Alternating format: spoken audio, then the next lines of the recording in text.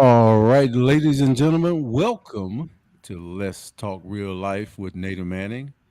I'm your co host, Vernon Garrison, and it's a wonderful, wonderful day here at www.awesomeradio.org, WBISLP 106.9, ladies and gentlemen. I want to have a special conversation with you tonight, and I really, really hope you grab your pencil and paper and take some notes because we're going to have a good time. We're going to really get down to some business today. All right. But in case you're wondering how to listen to the show, you can listen to the show 24 hours a day, 7 days a week if you download the app. Awesome Radio app from the App Store or Google Play Store. And by all means, you will enjoy the nourishment, the love we share of Christ through the station, throughout our broadcast, throughout our talk shows. There's some amazing talk shows, not just this one. There's amazing shows throughout the week here at Awesome Radio. Thank you for joining us on social media as well, GPAT23, Facebook, and YouTube. Awesome Radio YouTube. So if you have a reply or you want to get involved, like, share, subscribe, then by all means, please do as we monitor the page and respond when we see the information. If you want to get involved tonight, I'd love for you to. You can call us. You can call us live at 252-756-2008. It's 252-756-2008. You can call in live and you can speak to the teacher herself. And I know I'm gonna come at her a little bit tonight to, make sure you get the all the goods that she brings to the table. So, ladies and gentlemen, without a delay, I am going to turn it over to Miss Nada Manning. How are you today? Hello, I am doing well. I hope everyone out there is as well. Hello again. I am your host, Nada Manning, coming to you tonight to continue what we have been working on for the past couple of weeks or so about influences. Influences. There are various forms of influences. We narrowed it down a little bit to fluctuated influences, but we have some subtopics that fall under even that fluctuated influences. We are going to have our co host to lead and bring some information to us tonight with some questions he said he had for me, and I pray that I'll be able to answer them with some good sense. Anyway, it is my pleasure to be with you all once again, so please find yourself an interesting seat and tune your ears in as we begin. Your co host, Garrison. All right, ladies and gentlemen, tonight we're going to start off with 6 types of influencers in our lives. 6 types of influencers, meaning people, personalities that we normally find in everyday life. And you'll get a chance to join into the conversation thinking about the characteristics of the people that might fit the script, if you will, as we go through. But this is, by the way, original material from myself and life's experiences. So we're going to start off with 6 types of influencers in our life and their characteristics. And we're going to go to the final aspect. We're going to ask you, what type of influencer are you? And we'll try to close it out um, with elements of being a good influencer in life. So uh, I'm a little self conscious sometime about picking on people or calling other people out. So I made a list in no uncertain order. Is it a positive or negative uh, lineup here, if you will? But number one, the influencer is The first one I want to talk about is the liar, the deceiver, and intimidator. The influencer in our lives that is a liar, a deceiver, and an intimidator.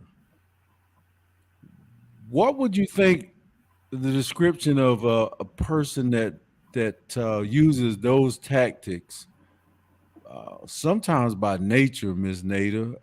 Would you happen to know anyone like that?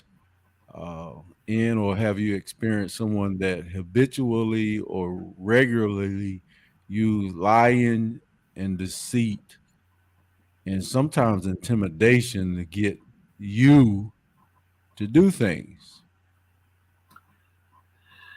Well, now,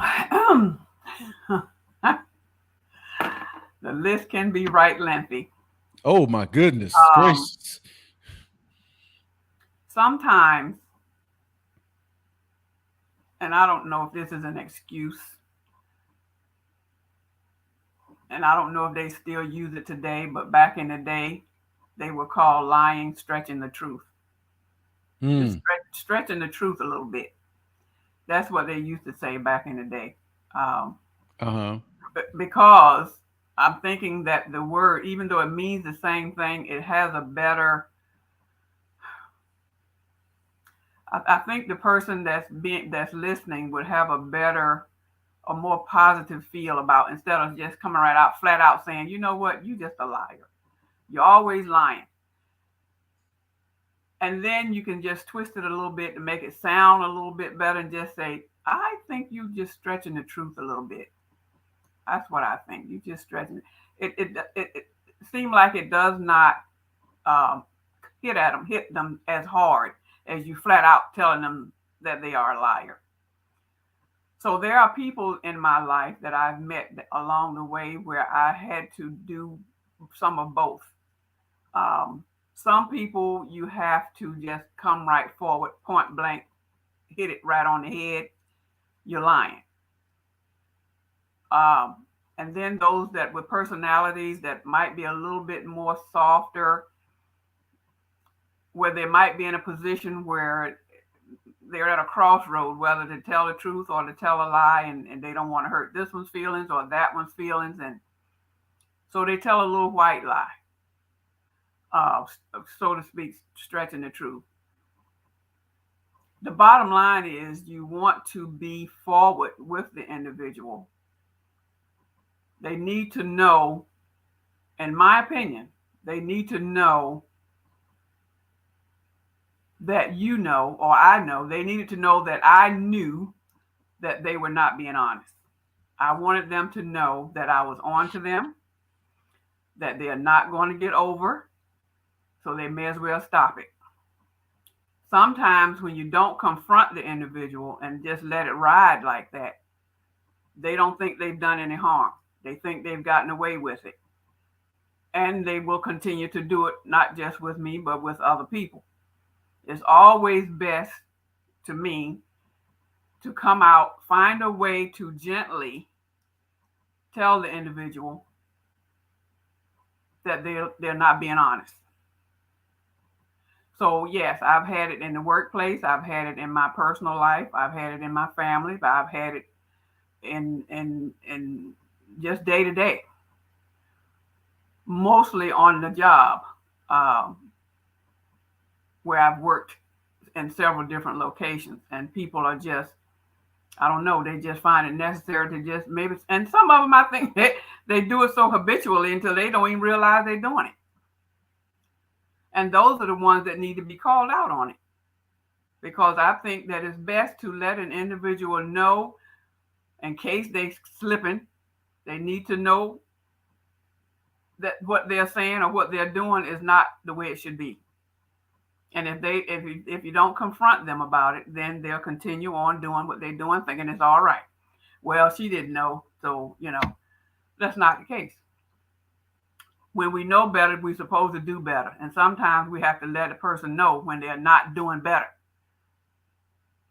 And sometimes you just have to be blunt and come right out, flat out, and say so. So when you're talking about deceiving and lying, that's kind of, to me, that seemed to be in the same category, being deceptive. Now, intimidation. Um, I don't think I've had a whole lot of experience with being intimidated. A bully. Me as a bully or being bullied? Being bullied. Well, yeah, I've had that when I was younger, back in my preteen, when I didn't know any better. Wasn't strong at the time, still wet behind the ears, so to speak. So, yeah, being bullied, that experience I did have. I think I went through that for maybe 2 years. I would say maybe seventh to the ninth grade, kind of, sort of. Um, and it was a classmate.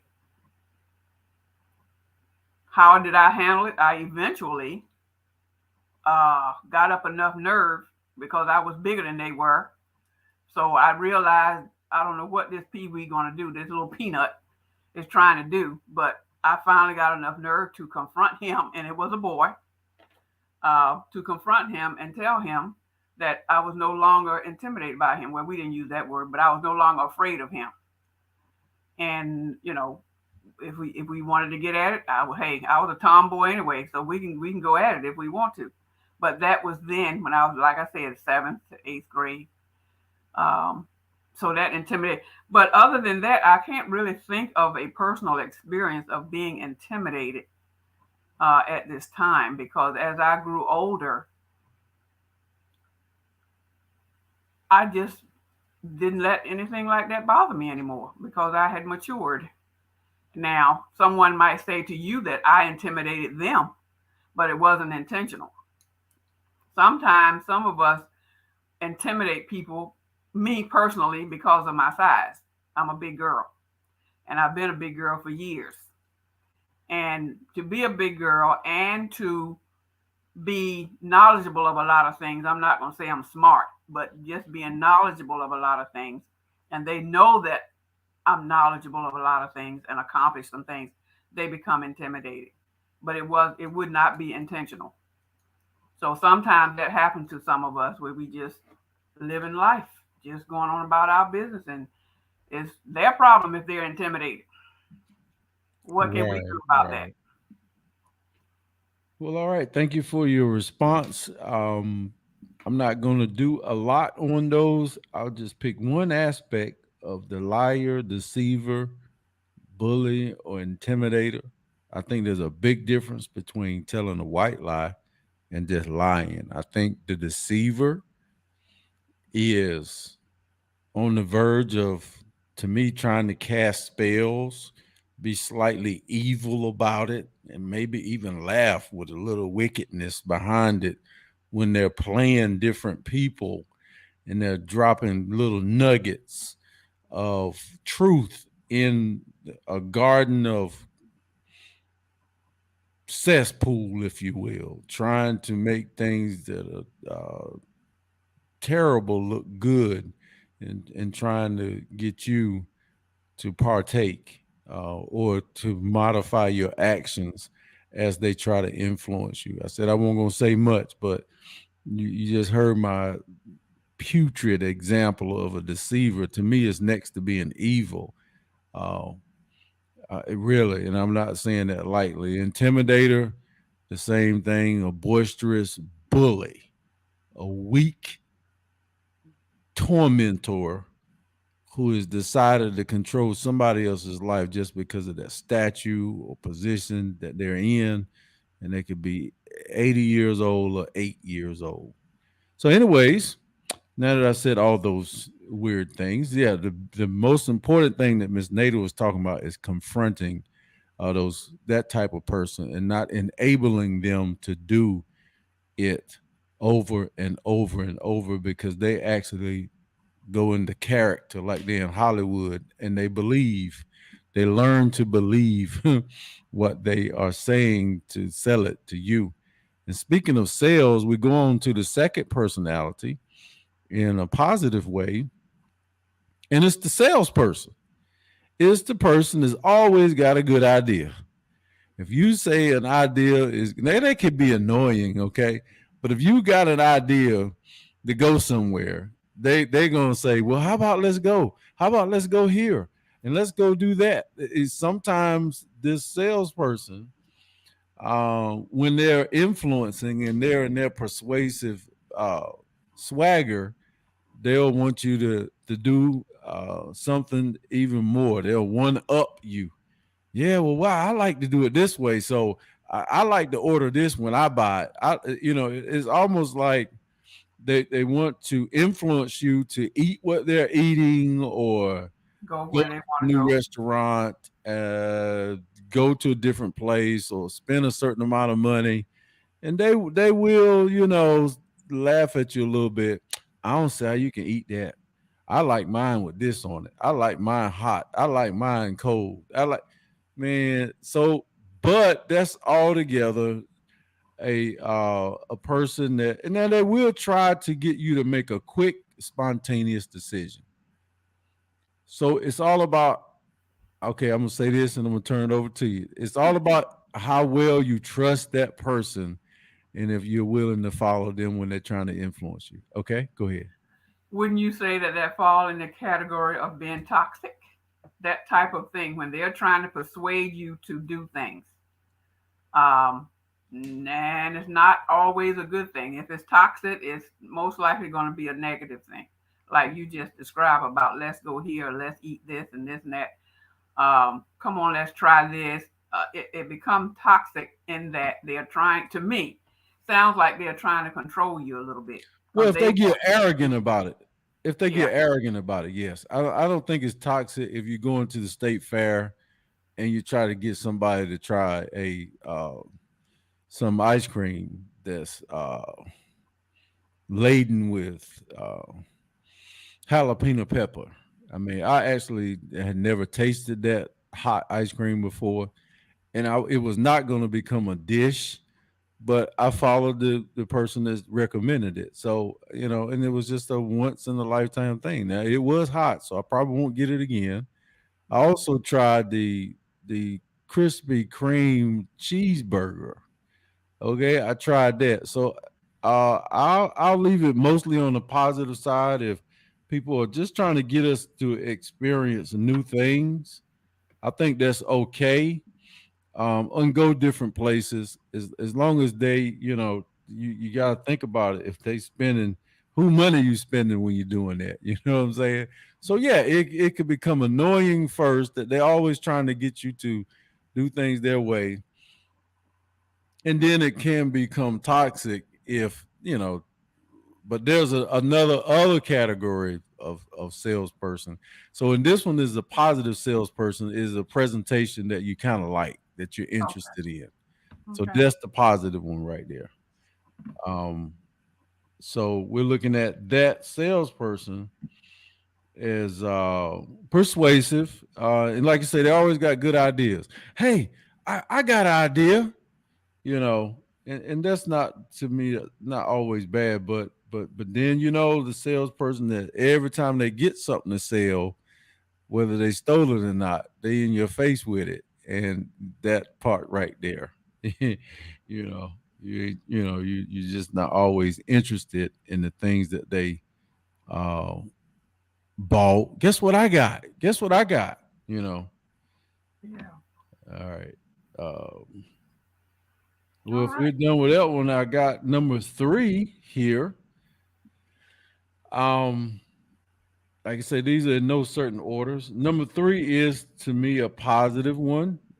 It could be toxic at the polar, at the opposite end, and it is the wise person, the wise guy, the one that's in the movie, and you got a scared person. You got three people, and then there's a haunted house or in the woods.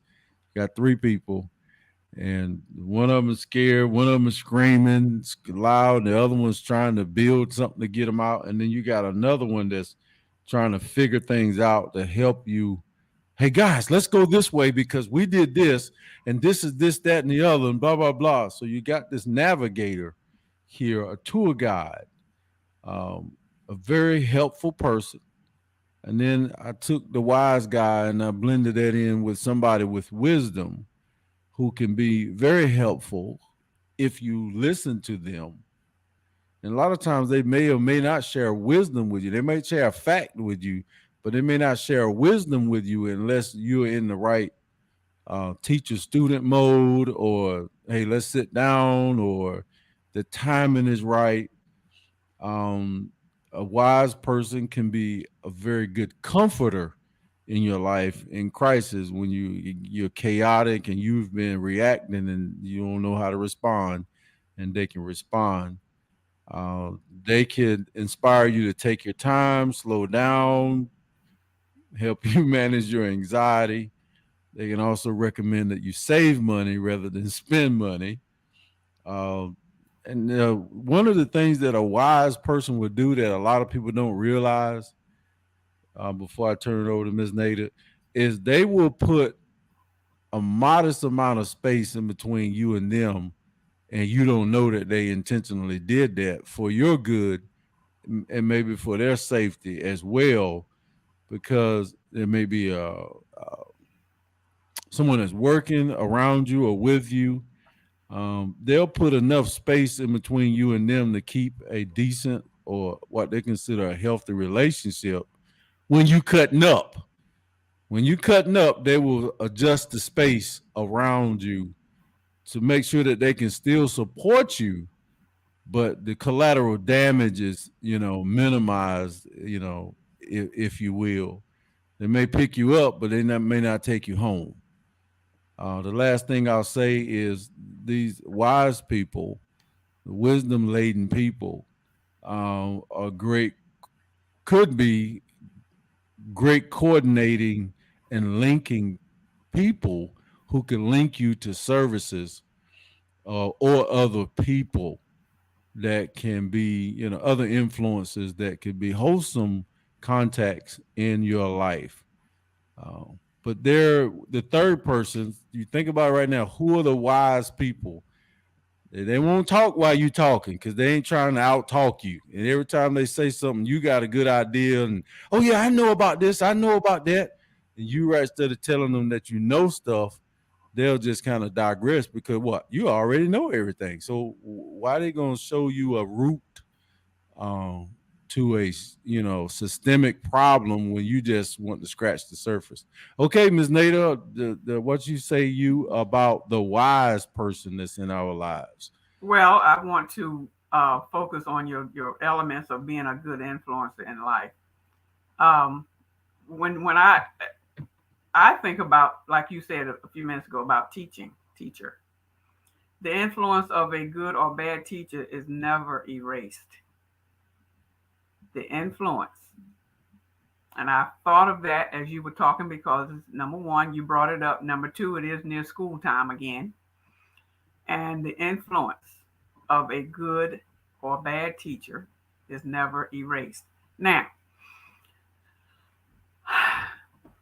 I think some of us, not all of us, but some of us can reflect back to when we were in school.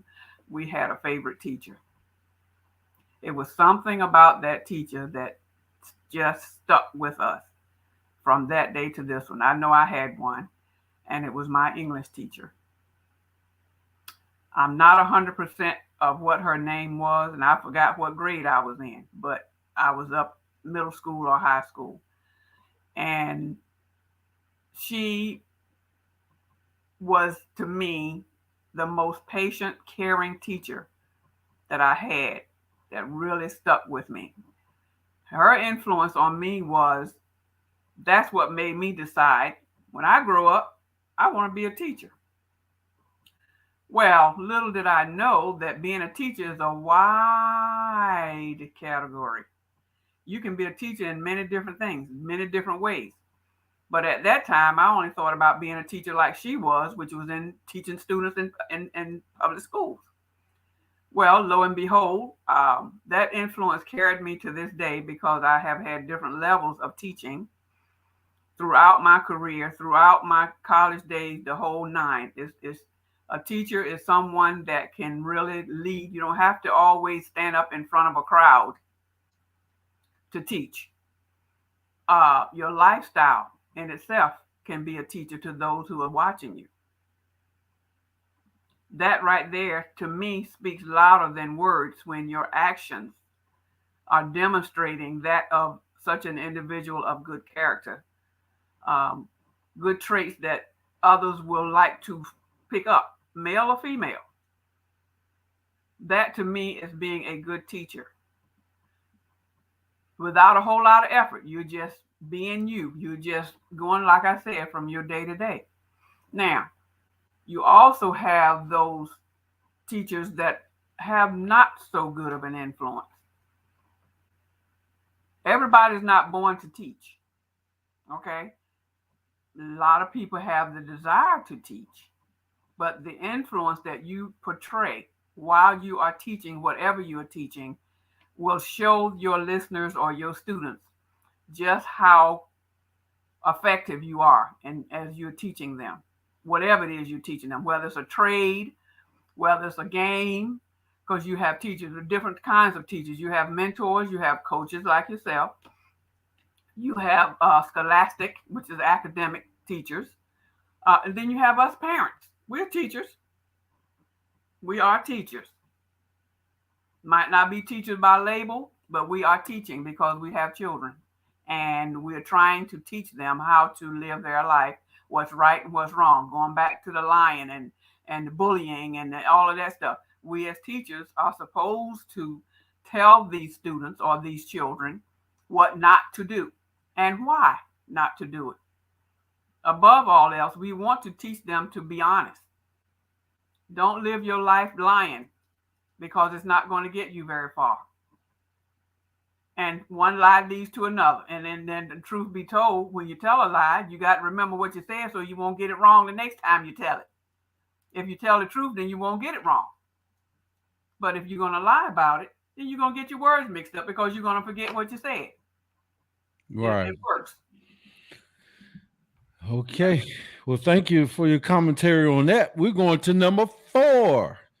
All right, ladies and gentlemen, we all know this type of person, and I'm not talking about on a low level situation.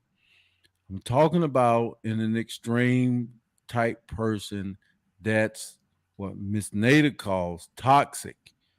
We want to talk about the probably most popular influencer in our life, and that is the jealous, the envious person, the hater. When you mad, when they mad, they want you to be mad.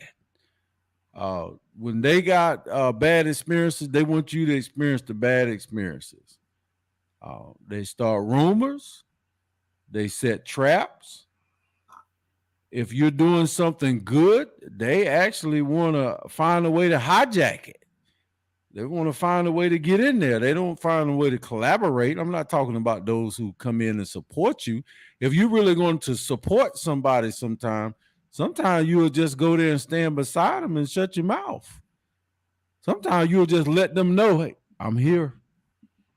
They already know your MO. They already know you'll do anything for them. They already know you'll go get a trash can. You'll go get a paintbrush. You'll go get something from a store. They already know once they see you doing what you're doing. So communication can be intuitive. But I'm talking about somebody who wants to necessarily go stand in front of you, but they might go stand next to you, and somehow in an indirect way affect that platform, and so that they can get some type of recognition. Now, and I'm not necessarily talking about the narcissist, personality that we talked about on the last show, but the jealous, envier, hater person that can actually give you bad advice when you are just about to finish something. Well, I don't know. I think I would leave it in there a little while longer. Or knowing that you have crafted this in your own way. Now, there could be something wrong with what you're doing. Okay, let me go on record as saying that. But this jealous, envious person has bad timing for correcting you. And they want to do it to the point that where they might want other people to see them correcting you to the point that they want to diminish your authority. There's some other stuff going on with it. Okay. So, I don't do well with open reprimands, but you can open reprimand me if I know you got my best interest at heart. You can say, Vernon, stop right there. Stop right there. Now I'm going to stop, and it may not be enough time for you to explain it, but I'm going to want to know why you want me to stop. But if we're working together in a situation and we got a tactful strategy, I'm going to fall right in place. I can look at you and tell when to stop. So if you're working with somebody, you can gather cues when you are not working together. I'm not talking about that person. I'm talking about a true person, that the one that you like being around, the one that you tolerate, the one that is your cousin, your friend, your coworker that you got to put on while you're around them, but you know they're jealous and they are a hater and everything, and a lot of the things you do. When somebody starts to compliment you, they'll get right in the way and they'll say, yeah, well, I think she's great too. Now I will say, I'm gonna say this and I'm gonna hush. I will say a little bit of that is human nature, that we are competitive. Okay, a little bit of what we do with each other and for each other, we do sometimes have the right to compete. I can look at you and say, "Nah, I got you on that. Yeah, I beat you down on that. Look at what I got over here." A little bit of that is professional jogging. It's like healthy advertisement, healthy competition. One restaurant next to another restaurant. Um, you buy a new car, you might inspire me. I might go buy a new car. You'll never know if I just didn't want you to look better than me, and. So it is possible, and that's how we are as humans, that we upstage each other at times. I ain't talking about that. I'm talking about somebody who does it all the time. All right. Well, now we are live, folks. I've gotten into the conversation so much. We are live on the air. I am your host, Nada Manning, and we are coming to you tonight on some real life issues. Let's talk real life on this late night talk show. Coach Garrison has brought up some interesting points, and I caught myself jotting down one or two things that he said when you were talking about the person who want themselves to look better than you are. You're in an environment, whether it be at a park, in a game, or wherever you are. Um, you're doing what you do and you're doing it from your heart, but somebody is always, that one person or whatever, how many out there in that group is going to find something wrong. They're going to find something wrong no matter what you do. They're going to find a fault in it. And they want it to be known that right there, nope, that right there did not work. I think that, it's always what they think. And they want the upperclassmen to know that they're coming up with a better idea. That didn't work out. I think it ought to be done this way. Let's try it this way. So that type of individual, again, I'm sticking with that word toxic, because they can spoil what was going to be in a positive direction by them making that comment. And it draws attention to them, away from the one who's talking, who's doing the influencing of the targeted audience. So it draws the attention away from that person to this one that's saying, well, no, that's not going to work. That's not true. That's not right. They want the attention to be on them. That is not a good way to be. That is not a good way to interrupt. First of all, you're doing it at the wrong time. When you disagree with someone, you should pull them aside, wait till the event is over. You don't do it in the middle of the thing when all of the people are around. But when you do that, you're doing that because you want the attention to be on you. And you're going about it the wrong way. You're going to get the wrong results from that. And you're not going to be happy with it. Because if I was someone looking down from the higher up position, looking down at the whole thing, and you interrupt like that, that's going to make me wonder what kind of individual you are. Do I really want you to work for me? Because your idea is always better than anybody else's? And the way that you went about it, your personality, your body language when you was doing that was not acceptable. So that tells a lot. That's influencing me, whether or not I want to hire you to be a part of my team. And anyone else that's out there looking on that's trying to find someone, say it's a ball player, for example, and that ball player is going to have a chance of going to a better game, say NBA or MBA or whatever it's going to be. No, because those guys out there that's looking for the players to come in, they want somebody with a good attitude. And the attitude, if it's negative, is not going to get you very far.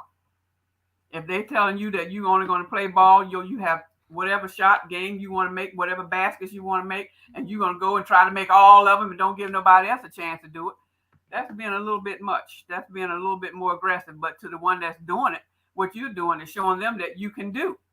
Well, how about them seeing you in a different mindset of, okay, this guy is he's aggressive, but his timing is off. He's all about himself. That's selfish. That means you're not a team player. That creates a problem.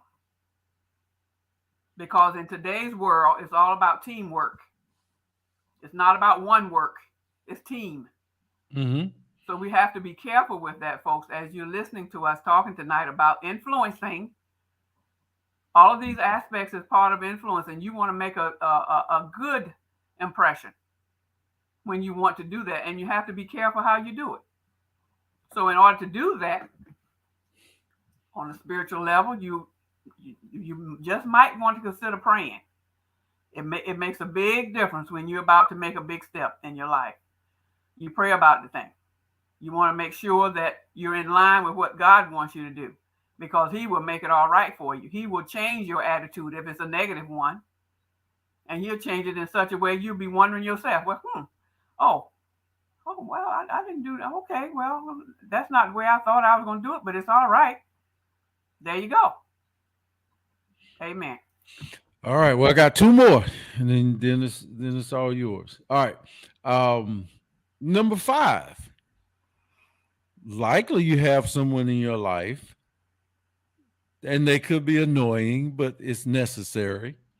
And that is the motivator, the inspirational person, or the person that's edifying you spiritually. The people in your life that are influence you in this way. Examples of facing your fear. The scripture of, God didn't give us the spirit of fear. They are also probably examples of you can live by, fruit of the spirit, love, joy, peace. This motivating person could be there in perfect timing, sometime according to your crisis. They can be very awkward people, but they can also be emotionally intelligent at the right time. So in other words, they can get on your last nerve, always talking about, okay, all right, let's focus on the good stuff. Stop complaining. They can get, and when you just really trying to do what you do, express yourself, and that's going to make you feel good. So I know, because I make that mistake. I know I'll trip over someone who needs to express themselves, and that is what they want, and that is what's appropriate at the time. And I'm thinking, okay, let's go to the part where we fix the problem. So I'm trying to be a fixer, and that's just not the right time. But I didn't say all this to talk about myself. But this motivating, inspirational person who can edify a group of people, who can lift, is very uplifting that they can, have you uh, reignite your faith. A lot of people, and a lot of us, I'm not saying a lot of people, we forget that we are, um, to carry out a vision from God, and we forget about the provisions that He's making, and we just stumble and whine and cry our way through various things and stages of it, and we distract ourselves talking about somebody else did something to us when we the ones got off the beaten path because we looking at all kinds of shiny objects, or it's hot outside, or that journey is not comfortable. That's part of the journey, and that stage in life is not pleasant, but we still have to move forward. This motivating, inspirational person can be there in perfect timing to be there for that moment, and then there might not be no more good for you after that moment is over. All right. Well, I jotted down a couple of things as you were talking. We were talking about we're talking about the fruits of the spirit. Um, you have, well, let's put it this way. I think part of what you were saying involved patience, which is one of the fruits of the spirit. Patience with that individual that that's trying to, I don't know, make it all about them. I think is what you were trying to say. And with that, I'm saying there's a time for everything. Okay. I think that's in Ecclesiastes. There's a time for everything. Um, Mourning, crying, and if we want to be influencing to others, we have to demonstrate those fruits of the spirit. And being peaceful, like you just said also, which I gathered from everything, some of the things you were saying, peace is a large part of it. We don't want a whole lot of chaotic things going on. How much of an influence is that? That chaos is a negative, in my opinion. When you have things going on, some people love it. yes, yeah, they like to have stuff going on all the time. Negative, chaos, confusion, uh, misunderstanding, and letting it be known that it's misunderstood, and all of that negative. You whoever is watching, you're influencing them. Believe it or not, you influence them either to be like that or not, which is what life is all about. We're talking about real life here. So it gives those that are looking on the opportunity to decide how they want to live their life. Do you want to be living it argumentative, or do you want to agree? Now, no, nobody's saying that you have to agree on everything all the time. That's not what we're saying. You have an opportunity if you listen and pay attention to whatever the surrounding is.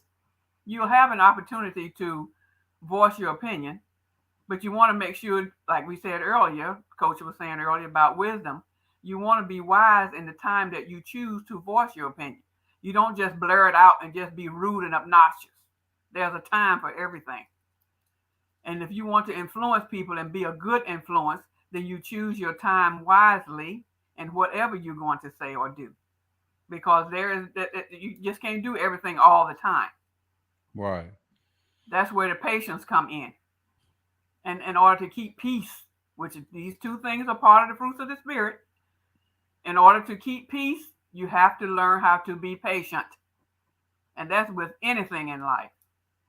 And it takes time to do that. Right. You don't grow that kind of behavior overnight. It comes over time. And that's what I wanted to say. Everything happens for a reason. All right. So the last one is one personality type that I know I got to watch out for these people because I've offended them at times. I know I have, or I haven't cherished them in my life, or I just kind of felt kind of weird. And that is the socialite. That is the person that likes to have a lot of fun. They want to go to the beach. They want to travel. They like a party. They like a function. These people are built that way. They like to have fun. They like to smile. They can smile when we're crying. Um, they have an influence. Um, they can, speculate about certain things in a very shallow way. They can be great leaders because they're spontaneous.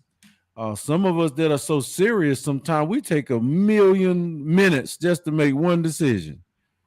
But you get a person of this persuasion or socialite, then they can make a decision just like that. Now, they may not make the one you gonna make, but we'll make. I'll excuse me. I'm not saying we. I got to point my fingers back at me. I'll take too long to make a decision, and I've done made the wrong decision, even if I made the right decision, because I've taken too long to make the decision. But where somebody who can come along and say, okay, yeah, we need to do this, we need to do that, we need to do this, when they're in their element, they in the long run, out of 10 events, they'll get 7 out of 10 right. When I'm trying to steal on number 5, the event done, the whole of the parts hadn't even come together yet, and I'm still sitting there trying to match dots and put the block in there, and I'm still processing stuff in my brain through the left side, the right side, the creative side, and they done got the work done. Now, the part about this person that I want to say is this person can be empathetic. They can pick up on other people's feelings. They can look at them, and sometimes they might be oblivious to how people's feeling and whether a dog is getting ready to bite them or not. But they also can come in and be in tune with the environment when everybody's sitting around with a sour face. They walk in the door, you be like, there they go. Hey y'all, what's up? So also in this category, this type of person can be a giver, the one who God put $100 bill in their hand, and when they shake your hand at church and you open your hand, you got $100 bill in there. That's the one who God has said spontaneously bless somebody. The first person you see, the first person that says that I love you, I want you to give them that cash that's in your hand, or I want you to stop by there and bring them a basket of fruit. And you may not even don't worry about if they want it or not. Just give it to them. I want you to buy them this and drop it off at the door. Just do it. Don't you do what I say. Don't worry about if they're gonna like it or not. If they like it, they eat it or they throw it in the trash. You offer it to them. This is the type of person that's not operating on our boundaries, but operating on theirs. And I think they have a wonderful place in life as an influencer and a socialite. And we should protect them at all costs when they get all bubbly and people start picking on them, that kind of thing. We should protect them, even when they're laughing and we're crying. But that's the last of the personalities. That's the giver, the anonymous giver who don't want to be seen when they give stuff away. And most of us want everybody to know what we just gave. Tell the truth and let the Lord love you. Amen. Oh Lord, we got 1 minute in the show. Yeah, you carried it on, sir. Well, Lord, we are going to close now. We've had a wonderful time to share some information. So, Father God, thank you.